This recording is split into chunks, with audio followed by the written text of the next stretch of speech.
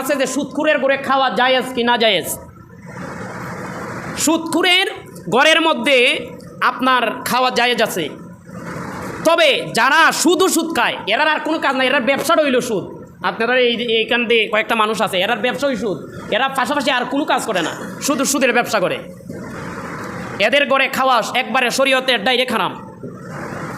কোনো মানুষ আছে এদের আর কোনো কাজ নাই, এরা শুধু ঘুষ খাইয়া বিচার করে, এরার আর কোনো কাজ নাই, এরা চাকরি হইল এটা।